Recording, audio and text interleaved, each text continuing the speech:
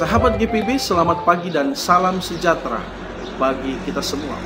Kembali lagi dalam program Morning Call GPB. Bersama saya, Pendeta Elvano Rizdo Soisam.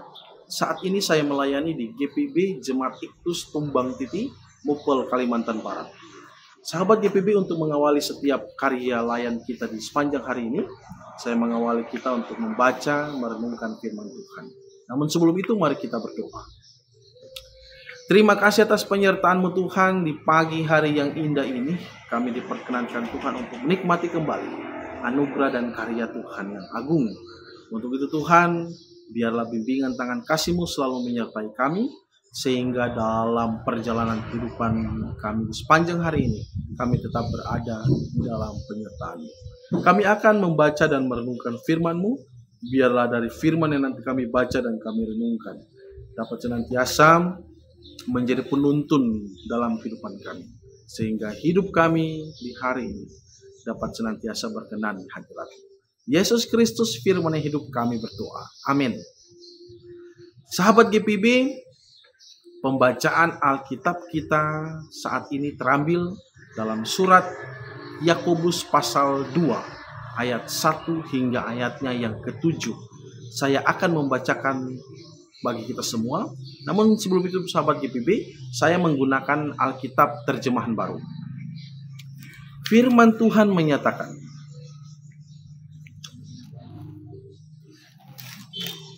saudara-saudaraku, sebagai orang yang beriman kepada Tuhan kita Yesus Kristus yang mulia, janganlah iman itu kamu amalkan dengan memandang muka. Sebab jika seseorang masuk ke dalam kumpulanmu dengan cincin emas dan pakaian indah, dan masuk juga seorang miskin dengan pakaian buruk, dan kamu menghormati orang yang berpakaian indah itu dan berkata, silakan duduk di tempat yang baik ini, sedang kepada orang yang miskin itu kamu berkata, berdiri saja atau duduklah dekat tumpuan kakiku. Bukankah kamu telah membuat pembedaan di antara sesamamu dan bertindak sebagai hakim dengan pikiran yang jahat? Dengarkanlah, saudara-saudaraku yang terkasih. Bukankah Allah memilih orang-orang yang dianggap miskin oleh dunia ini untuk menjadi kaya dalam iman dan menjadi ahli waris kerajaan yang telah dijanjikannya kepada orang-orang yang mengasihi Dia? Namun kamu telah menghina orang-orang miskin. Bukankah justru orang-orang kaya yang menindas dan menyeret kamu ke pengadilan? Bukankah mereka yang menghujat nama yang mulia, yang olehnya kamu menjadi milik Allah? Demikianlah pembacaan Alkitab. Sahabat GPB, ada satu hal yang saya mau katakan dalam kehidupan kita, bahwa marilah belajar membudayakan saling menerima dalam aspek kemanusiaan. Saling menerima dalam aspek kemanusiaan. Mengapa hal ini saya katakan? Karena saya melihat bahwa dengan kita membudayakan saling menerima dalam aspek kemanusiaan, maka kita sedang belajar untuk menjunjung tinggi harkat dan martabat sesama ciptaan Tuhan, yaitu kita manusia. Belajar menghormati, belajar menghargai dalam kehidupan bersama. Hal ini penting dalam kehidupan kita saat ini. Sahabat GPB, coba kita melihat realita dunia yang terjadi. Yang ada hanyalah budaya penolakan. Mungkin saja dalam aspek-aspek tertentu, tapi budaya penolakan yang hadir dalam dunia realitas sekarang ini yang akan menjadi pemicu pertengkaran dan pemecahan dalam kehidupan kita sebagai manusia. Untuk itu marilah bersama kita mendukung budaya saling menerima aspek kemanusiaan ini.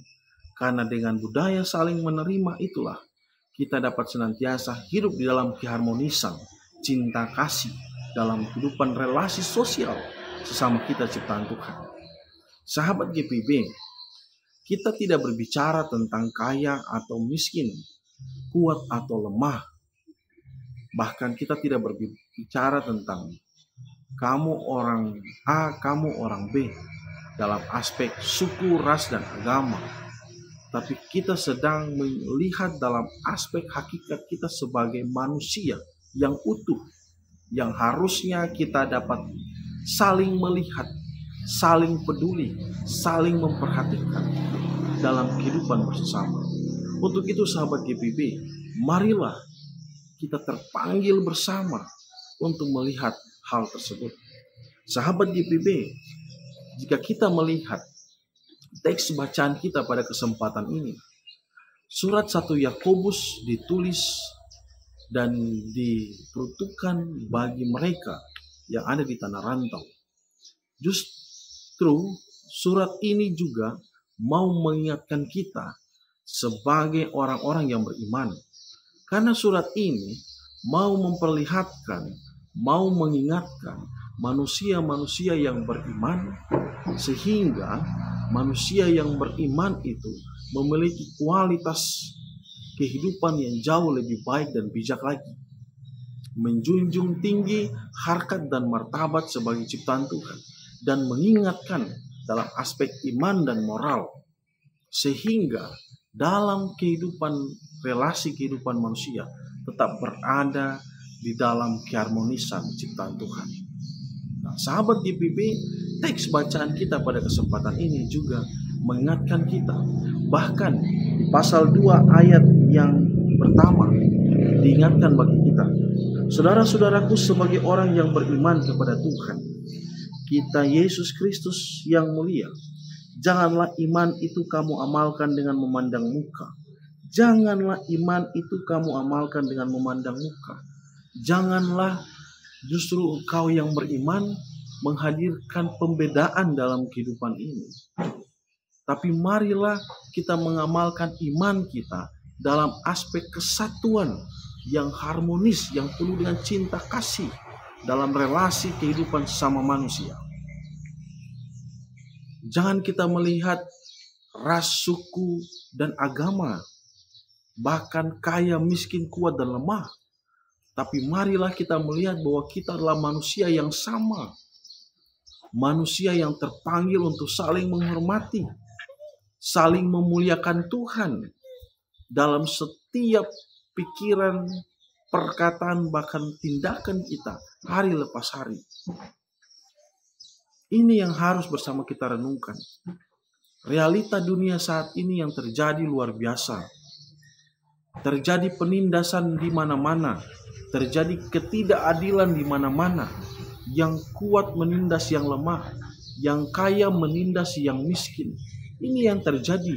Untuk itu firman Tuhan mau mengajarkan kita untuk bersama melihat kehidupan kita tidak dari aspek lahiriah, tapi mari kita belajar melihat sesama manusia dalam aspek kemanusiaan yang adalah sesama ciptaan Tuhan. Sahabat GPB, ini sangat penting sehingga kehidupan kita menjadi kehidupan yang harmonis, kehidupan yang damai, kehidupan yang menghadirkan cinta kasih dalam kehidupan kita. Ini penting di tengah dunia yang penuh dengan kehancurannya. Peperangan terjadi di mana-mana. Manusia ada untuk saling bunuh-membunuh. Kita terpanggil untuk mengamalkan iman kita sebagai sumber kedamaian dalam kehidupan relasi sesama manusia, tanpa melihat perbedaan-perbedaan yang ada.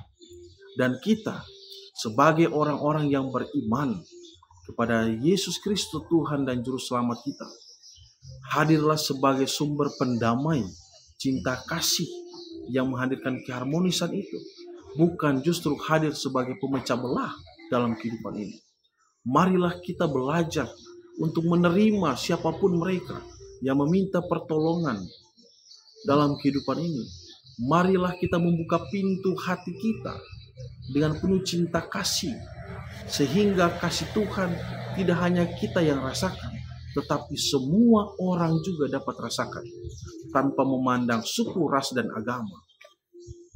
Walaupun kita tidak seiman, tetapi kita harus seamin dalam kemanusiaan, menjunjung tinggi harkat dan martabat kita sebagai manusia. Sekali lagi saya katakan hal ini. Nah, sahabat GPB yang diberkati Tuhan, jangan sampai kita ada untuk berpikir jahat, bertindak jahat dalam relasi kita sesama manusia. Tapi marilah kita ada untuk menjadi obat, untuk menjadi penyembuh, untuk menjadi penolong dalam kehidupan bersama kita manusia. Bagi saudara-saudara yang memiliki berkat, marilah kita menolong mereka yang kekurangan. Bagi saudara yang memiliki talenta dalam aspek hukum, marilah engkau terpanggil untuk menjadi pembela, untuk menjadi sumber kekuatan, sumber keadilan bagi mereka yang tertindas. Ini yang harus kita hidupkan dalam kehidupan ini, sehingga kita dapat mengamalkan iman kita tanpa memandang muka, dan kita mengamalkan iman kita karena kita terpanggil untuk menjadi berkat dalam kehidupan ini. Sahabat GPB dimanapun sahabat GPB berada, marilah kita menjadi manusia-manusia yang peduli dalam kehidupan bersama. Marilah kita senantiasa menyatakan kehidupan toleransi, kehidupan saling menghargai, kehidupan kebersamaan yang kita hadirkan dalam kehidupan ini. Ada satu semboyan yang bangsa kita miliki, dan mungkin saja kita semua tahu, yaitu semboyan Bhinneka Tunggal Ika, berbeda-beda tetapi satu jua.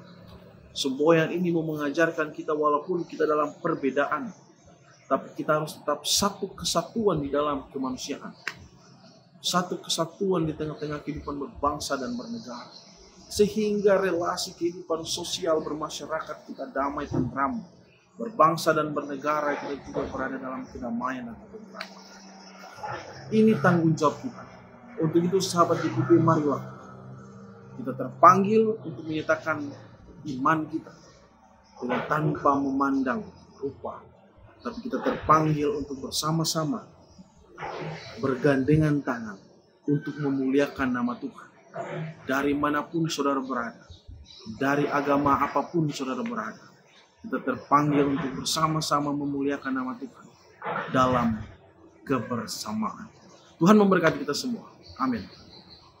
Sahabat GPB, mari bersama kita berdoa. Tuhan yang maha baik, kami berterima kasih untuk firman yang telah kami baca dan kami renungkan.